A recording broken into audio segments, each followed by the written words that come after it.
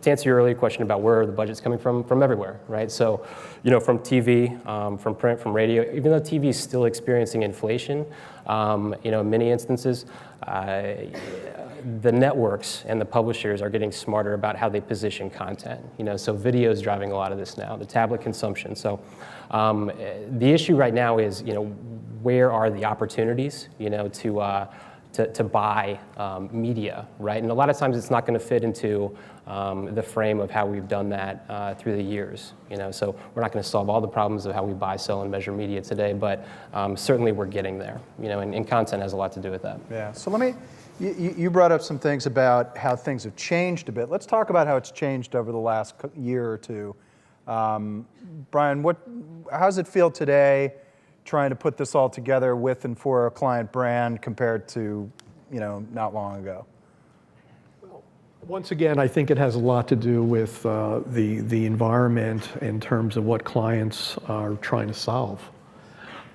For a lot of the work that I did that was direct to publisher and looking at their mobile offerings as a way of creating, sort of extensions and looking at how to control reach and frequency, very, very different. I think when you start to look at audience-based targeting, I think that there are a tremendous amount of curious things that are going on. Once again, I think we have a natural desire to want to compare this to desktop. And I think when you start looking at real-time buying, the bulk of most of the ad networks as well as DSPs are out there are really representing, for the most part, exchange-based inventory. So there really isn't as much differentiation in terms of where they're buying the media, what they're buying, and it's very, very difficult to believe that you're not actually bidding against yourself by using multiple media partners. So being able to look and have to develop specific strategies in terms of bid management as a way of trying to create that differentiation. There are other mobile ad networks out there that are only selling inventory that's based on networks that they've created focused on their direct relationships with publishers.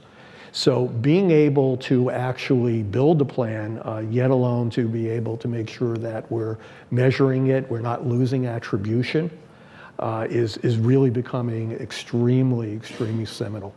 Cool. Roy, is it inevitable that mobile inventory is all going to be exchange-based, mostly going to be exchange-based, partially going to be exchange-based? What's the current status, and where do you think it's going? I think it's going to definitely be partially, right? Today, I believe it's 75% of all mobile inventory that's created goes unsold, unmonetized. Right? And if you look at those numbers, then an exchange becomes, it makes complete sense. At the same time, I don't think it'll ever go completely exchange-based, and there are definite opportunities for content producers to pretty much sell out. They own really rich content, they own the environment, and they own more data in the mobile space than a lot of the other players out there. Third-party data providers are a lot less relevant. Actually, first-party data is a lot less relevant, right? So who owns the data? The second party, the publisher, the person who's creating the content. And on that virtual loan, they're going to be able to put a stake in the ground and actually own a decent chunk of the mobile ecosystem. I would say the one thing that they're not going to be able to really take over a lot of the mobile ecosystem is consumer adoption. If they don't get the consumers to adopt and consume their content, whatever it is, whether it be a game or a newspaper, whatever it may be, that's where they'll fall short. But otherwise, I think they're in a great position.